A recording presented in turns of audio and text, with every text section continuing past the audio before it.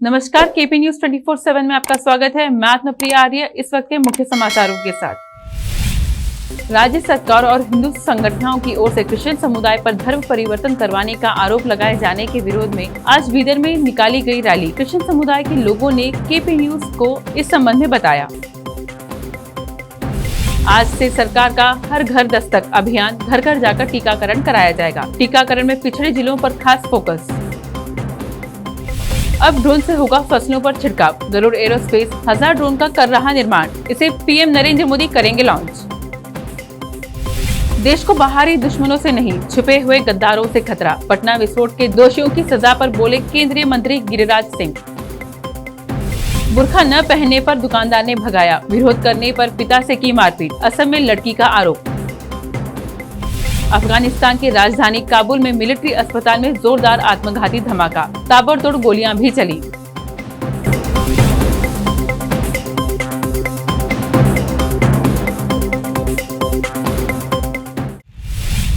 अब समाचार विस्तार से। राज्य सरकार और हिंदू संगठनों की ओर से क्रिश्चियन समुदाय पर धर्म परिवर्तन करवाने के आरोप लगाए जा रहे हैं और क्रिश्चियन पास्टर पर जुल्म किए जा रहे हैं। इसके खिलाफ आज बीदर में क्रिश्चियन समाज और बीएसपी पार्टी की ओर से रैली निकाली गई और डीसी कार्यालय पहुंचकर एक मेमोरेंडम दिया गया, जिसमें प्रधानमंत्री नरेंद्र मोदी से यह मांग की गई कि ऐसा क्रिश्चियन समाज के साथ आइंदा ना हो। इस संबंध में केपी न्यूज के संवाददाता अमजद पाशा और कैमरामैन कृष्णा से क्रिश्चियन समुदाय के लोगों ने इस संबंध में बताया।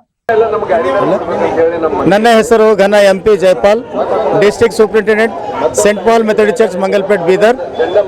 ನಾವು ಈ ಮುಖಾಂತರವಾಗಿ ನಮ್ಮ ಕ್ರೈಸ್ತ ಧರ್ಮಕ್ಕೆ ಆಗಿರ್ತಕ್ಕಂಥ ಅನ್ಯಾಯವನ್ನು ಖಂಡಿಸಿ ಮತ್ತು ಕ್ರೈಸ್ತ ಸಭಾಪಾಲಕರ ಮೇಲೆ ಆಗುವಂಥ ಹಲ್ಲೆಗಳನ್ನು ಖಂಡಿಸಿ ಹಾಗೂ ನಮ್ಮ ಆರಾಧನೆಗೆ ಅನೇಕ ವಿಧವಾದಂಥ ಭಂಗವನ್ನು ತಂದಿರತಕ್ಕಂಥ ವಿಷಯವನ್ನು ನಾವು ಖಂಡಿಸಿ ನಾವು ಈ ಬೃಹತ್ ಆದಂಥ ರ್ಯಾಲಿಯನ್ನು ನಮ್ಮ ಮಾನ್ಯ ಜಿಲ್ಲಾಧಿಕಾರಿಗಳ ಕಚೇರಿಗೆ ನಾವು ತೆಗೆದುಕೊಂಡು ಬಂದಿದ್ದೇವೆ. ಪ್ರಾಮುಖ್ಯವಾಗಿ ಇದರ ಮುಖ್ಯವಾಗಿರ್ತಕ್ಕಂಥ ಅಂಶವೇನೆಂದರೆ ಸರ್ವರು ನಮ್ಮ ಭಾರತ ದೇಶದಲ್ಲಿ ಹೇಗೆ ತಮ್ಮ ಆರಾಧನೆ ಮಾಡಿಕೊಂಡು ಹೋಗ್ತಾ ಇದ್ದಾರೋ ಸರ್ವರಿಗೂ ಹೇಗೆ ಅವರದೇ ಆದಂಥ ಮಾಡಿಕೊಂಡು ಹೋಗುವಂಥ मुखंड धन्यवाद अल्लाह क्राइस्त समाज फादर्स हिंदी में बोलो। धन्यवाद सभी हमारे क्रिश्चियन भाई लोगों को और हमारे पास्टर लोगों को धन्यवाद बोलता हूँ कि सभी लोग सभी गांव से ये रैली को आए हैं। सब लोगों को धन्यवाद करता हूँ और हमारे एडीसी साहब को भी धन्यवाद करता हूँ और पुलिस डिपार्टमेंट माध्यम लोगों को भी धन्यवाद करता हूँ। ये जो मेमोरेंडम दिया है वो सीएम साहब को पहुँचना है। वो जो भी परिवर्तन के बारे में जो बात कर रहे हैं वो स्टॉप होना चाहिए। क्रिश्चियन लोगों के ऊपर कोई अत्याचार नहीं करना, कोई जुल्म नहीं करना बोल के बोलता हूँ। आल्बर्ट कोटे, कन्नड़ क्राइस्त कर्नाटक कल्याण कर्नाटक अध्यक्ष हूँ। मैं अनिल लोडदा, कर्नाटक क्रिश्चियन रक्षण वेदिका बीदर जिले से बात करता हूँ। ये जो मतांतर जो बोलने का ये है, एक वर्ड्स वो उनको एक इजी हो गया। ये मतांतर बोले तो इजीली मतांतर नहीं हो सकते, एक कोर्ट से आना पड़ते, मतांतर करना पड़ते। जो मतांतर और मनसांतर जो अपना दिल से इधर अपना चर्च में आकर हम क्रिश्चियन होते बोलकर उनको आने के बाद हम कुछ नहीं कर सकते। उनके बीदर के सपना मल्टीप्लेक्स और राबिया फंक्शन हॉल में 2 जगहों पर समाज सेवक और युवा नेता मोहम्मद अयान खान का जन्मदिन मनाया गया। इस अवसर पर केक काटा गया और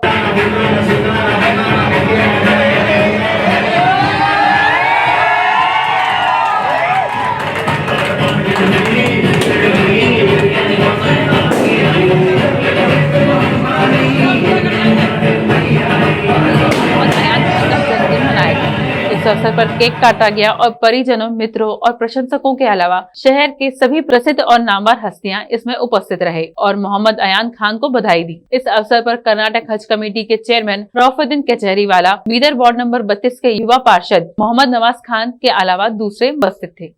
अयान खान आज सपना कॉन्टिनेंटल में बीदर में जन्मदिन मनाया जा रहा है। इस मौके पे उनको, उनके पूरे फ्रेंड्स को मैं मुबारकबादी देता हूँ कि उन्होंने एक नई यंग जनरेशन में, एक नया युद्ध में उन्होंने एक अच्छी पहचान बनाई है कि बीदर के लिए, बीदर डिस्ट्रिक्ट के लिए युवा और यूथ लोगों के लिए अवेयरनेस का अच्छा सा उन्होंने प्रोग्राम किया है। और मेरी आशा है कि उन्होंने अयान खान जो आने वाले दिन में बीदर के अंदर एक अच्छा इतिहास बनाएं कि यंग जनरेशन उनका बहुत से अच्छा रोल है, क्योंकि आज जो उनके जन्मदिन के मौके पे बीदर के अंदर पूरे युवा और यूथ हर धर्म, हर समाज के लोग, हर मजहब के लोग आज उनके जन्मदिन के अंदर उपस्थित हैं। मैं कर्नाटक स्टेट हज कमेटी की तरफ से एक चेयरमैन के हैसियत से उनको बहुत जन्मदिन की मुबारकबादी देता हूँ।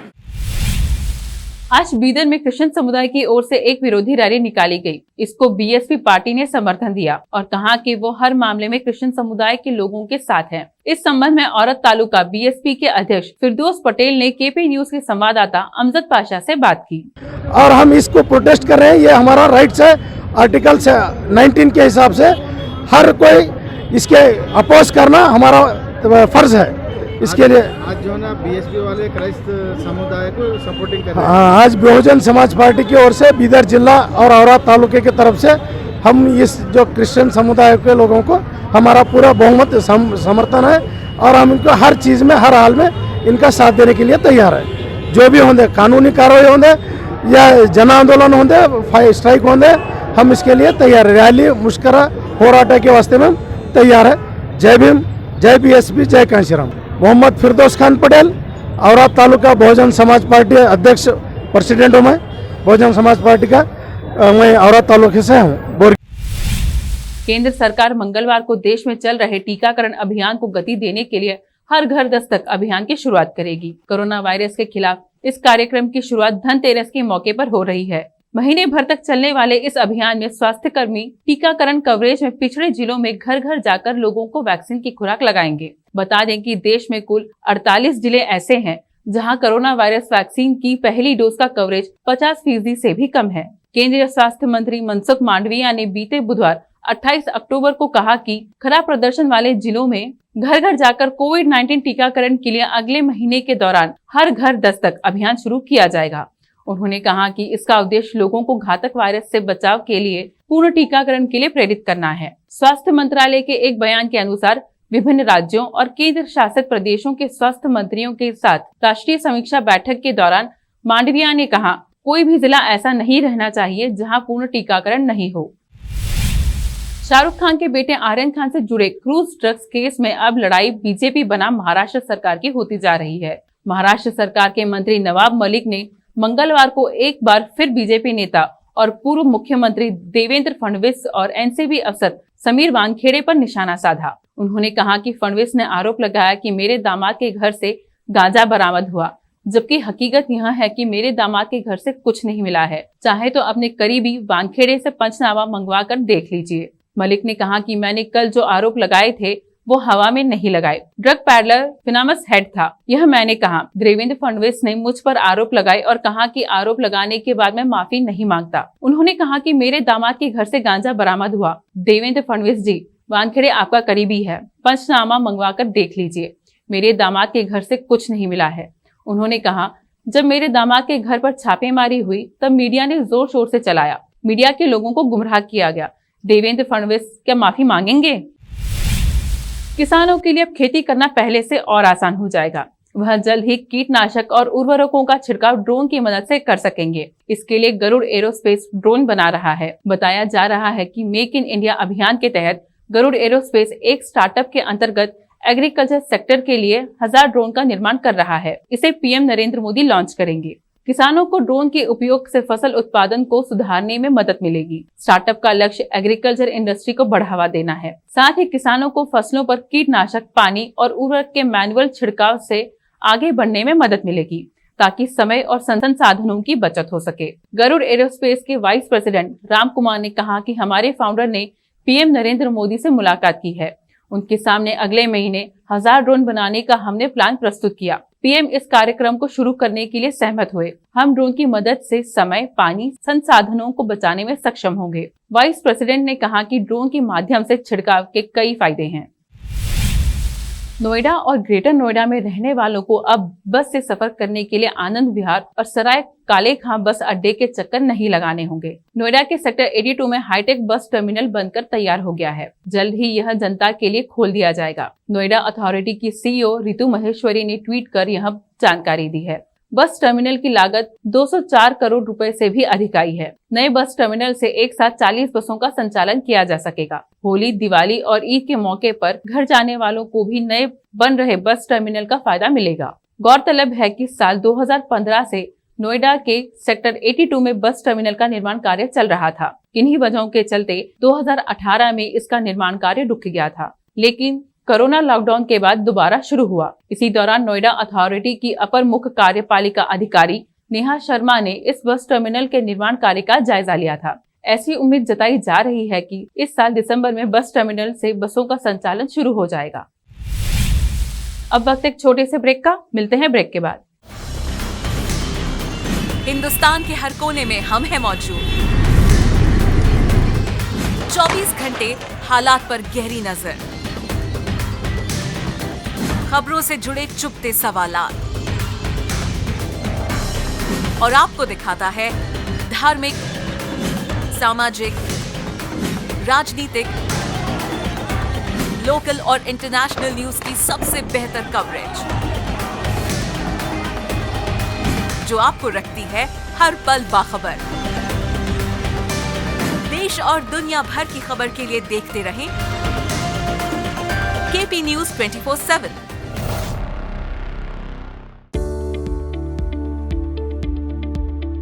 बीदर के पहले Hindi news channel KP news 24/7 के लिए रिपोर्टर, एंकर और अनुभवी न्यूज राइटर की जरूरत है।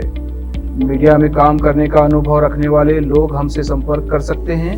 अनुभव के आधार पर तनख्वाह दी जाएगी। एंकरिंग के लिए फ्रेशर्स भी संपर्क कर सकते हैं। इच्छुक लोग केपी न्यूज 24/7 के कार्यालय शाहपुर गेट बीदर पर फौरी संपर्क करें या इन फोन नंबर्स पर कांटेक्ट करें 9945283920 और 9380190131।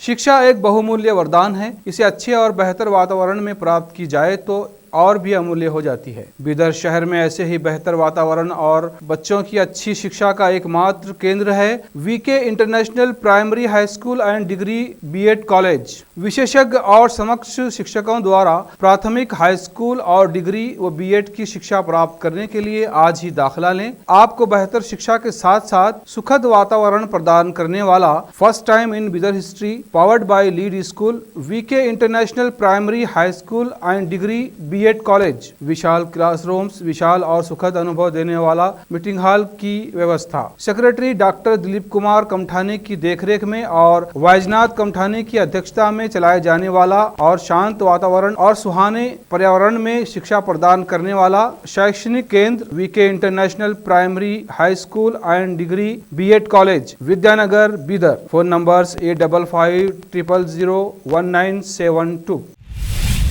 ब्रेक के बाद आपका स्वागत है। आइए देखते हैं आगे के समाचार। एक विशेष एनआईए कोर्ट ने पटना में 2013 में हुए सिलसिलेवार बम धमाके में दोषी ठहराए गए 9 लोगों में से 4 को सोमवार को मौत की सजा सुना दी। बम विस्फोट पीएम मोदी की एक चुनावी रैली की जगह पर हुए थे और उसमें 6 लोग मारे गए थे। पीएम मोदी उस समय गुजरात के मुख्यमंत्री और भारतीय जनता पार्टी की ओर से प्रधानमंत्री पद के लिए उम्मीदवार थे। कोर्ट के इस फैसले पर केंद्रीय मंत्री गिरिराज सिंह ने कहा कि देश को बाहरी दुश्मनों से नहीं बल्कि छिपे हुए गद्दारों से खतरा है।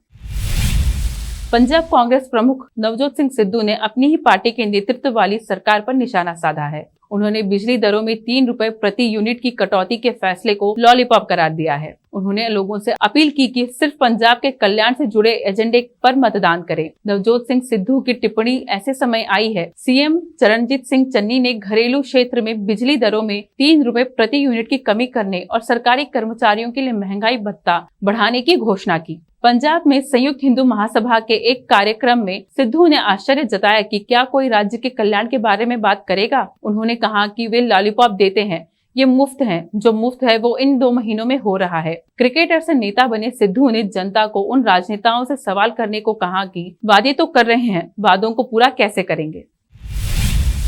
कोरोना महामारी की वजह से पिछले कई महीनों से स्कूलों में ताला लटका था, लेकिन जैसे जैसे संक्रमण का प्रभाव कम हो रहा है, लोगों की जिंदगी वापस पटरी पर लौटने लगी है। कई राज्यों में स्कूल खोल दिए गए हैं। स्कूल खुलने से बच्चों और पेरेंट्स में खुशी देखने को मिल रही है। कुछ ऐसा ही देखने को मिला तमिलनाडु के शिवगंगा में। यहाँ पर क्लास 1 से 8 तक के स्कूल खुलने के बाद लोगों में काफी प्रसन्नता देखने को मिली। स्कूल खुलने के बाद छात्रों के स्वागत के लिए हाथी बुलाया गया था। इसका एक वीडियो भी सोशल मीडिया पर वायरल हो रहा है। वीडियो में दिख रहा है कि हाथी अपने सूंड से बच्चों पर पानी की फुहारें छोड़कर उनका वेलकम कर रहा है। इस दौरान छात्रों के स्वागत के लिए पारंपरिक वाद्य यंत्र भी बजाए गए। साथ ही उन्हें स्कूल के शिक्षकों की ओर से गिफ्ट भी दिया गया। दान करने से बड़ा कोई धर्म नहीं होता। दुनिया में ऐसे बहुत से लोग हैं जो जरूरतमंदों को दान देकर उनका जीवन खुशहाल बनाते हैं। ऐसा ही सूरत का एक 14 साल का बच्चा है। वह खुद तो ब्रेन डेड था, मतलब उसका मस्तिष्क काम नहीं कर रहा था, लेकिन उसने 6 लोगों को अपने शरीर के अंगों के जरिए नई जिंदगी दी। उसका अंगदान उसके माता पिता ने किया है। इस 14 साल के बच्चे का नाम धार्मिक काकड़िया है। वह सूरत शहर का रहने वाला है। उसकी तबीयत 27 अक्टूबर को अचानक खराब हुई थी। ऐसे में उसके माता पिता उसे इलाज के लिए तुरंत सूरत के किरण अस्पताल ले गए थे। वहां डॉक्टरों ने उसकी स्वास्थ्य जांच की और उसे ब्रेन डेड घोषित कर दिया था। धार्मिक के ब्रेन डेड होने की जानकारी शहर के डोनेट लाइफ संस्था को हुई तो उसकी टीम भी अस्पताल पहुंच गई। उन्होंने बच्चे के माता पिता को अंगदान का महत्व समझाया और उन्हें इसके लिए प्रेरित किया। टीम के समझाने के बाद उसके माता पिता अंगदान के लिए तैयार हुए। इसके बाद उन्होंने उसका अंगदान किया। उसकी आंखें, हृदय, लीवर और दोनों हाथों को 6 लोगों को दान किया गया। इससे उन्हें नई जिंदगी मिली। असम के विश्वनाथ जिले से पिछले हफ्ते मॉरल पुलिसिंग का एक मामला सामने आया है। दरअसल एक लड़की ने आरोप लगाया कि बुर्का न पहनने के चलते दुकानदार ने उसे अपने स्टोर से कथित तौर पर भगा दिया। लड़की का कहना है कि उसने जींस पहन रखा था। लड़की ने दुकानदार और 2 अन्य लोगों पर घटना का विरोध जताने पहुंचे अपने पिता के साथ मारपीट का आरोप भी लगाया है। पुलिस ने दुकानदार सहित 3 लोगों को गिरफ्तार किया। पुलिस सूत्रों के हवाले से कहा है कि मामला गुवाहाटी से 230 किलोमीटर दूर विश्वनाथ चिरियाली स्थित एक मोबाइल फोन एक्सेसरीज स्टोर का है, जहां लड़की ईयरफोन खरीदने पहुंची थी। बुरखे की जगह जीन्स पहनने के चलते नुरुल ने अपनी दुकान से उसे बाहर कर दिया। ये लोग असम में तालिबान का शासन लाना चाहते हैं और लड़कियों को बुर्खा और हिजाब पहनने के लिए दबाव डाल रहे हैं।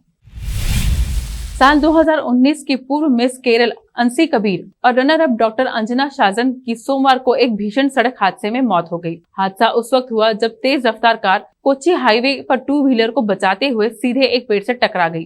टक्कर इतनी भीषण थी कि कार के परखच्चे उड़ गए। हादसे में कार में 2 और युवक सवार थे जो गंभीर रूप से घायल हैं और इलाज के लिए अस्पताल में भर्ती हैं। वहीं 2 व्हीलर सवार को भी चोटें आई हैं। मौके पर मौजूद लोगों ने सभी को अस्पताल पहुंचाया, जहां डॉक्टरों ने दोनों युवतियों को मृत घोषित कर दिया। पुलिस ने मामले में रैश ड्राइविंग केस भी दर्ज किया है।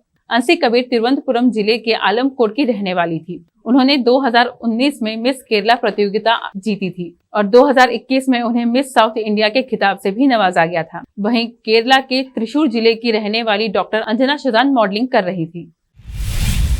अफगानिस्तान की राजधानी काबुल में मंगलवार दोपहर एक शक्तिशाली विस्फोट हुआ। काबुल के नजदीक एक मिलिट्री हॉस्पिटल सरदार दाऊद खान अस्पताल में रिपोर्ट्स के मुताबिक अस्पताल के सामने हुआ धमाका आत्मघाती हमले जैसा था। मौके पर मौजूद प्रत्यक्षदर्शियों के मुताबिक विस्फोट स्थल से गोली की आवाजें काफी देर तक सुनी गई। अभी तक ये स्पष्ट नहीं हो पाया कि इस धमाके की वजह से कोई घायल हुआ या नहीं। इसके अलावा विस्फोट की वजह का भी पता नहीं चल पाया है। आखिर में फिर एक बार देखते हैं मुख्य समाचार। राज्य सरकार और हिंदू संगठनों की ओर से क्रिश्चियन समुदाय पर धर्म परिवर्तन करवाने का आरोप लगाए जाने के विरोध में आज बीदर में निकाली गई रैली। क्रिश्चियन समुदाय के लोगों ने केपी न्यूज को इस संबंध में बताया। आज से सरकार का हर घर दस्तक अभियान घर घर जाकर टीकाकरण कराया जाएगा। टीकाकरण में पिछड़े जिलों पर खास फोकस। अब ड्रोन से होगा फसलों पर छिड़काव। गरुड़ एरोस्पेस 1000 ड्रोन का कर रहा निर्माण। इसे पीएम नरेंद्र मोदी करेंगे लॉन्च। देश को बाहरी दुश्मनों से नहीं, छुपे हुए गद्दारों से खतरा। पटना विस्फोट के दोषियों की सजा पर बोले केंद्रीय मंत्री गिरिराज सिंह। बुर्खा न पहनने पर दुकानदार ने भगाया। विरोध करने पर पिता से की मारपीट। असम में लड़की का आरोप।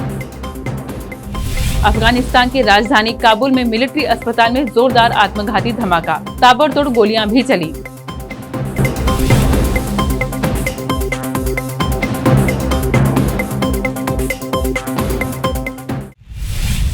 केपी न्यूज में फिलहाल इतना ही। देश प्रदेश के समाचारों के लिए देखते रहिए केपी न्यूज 24/7। धन्यवाद।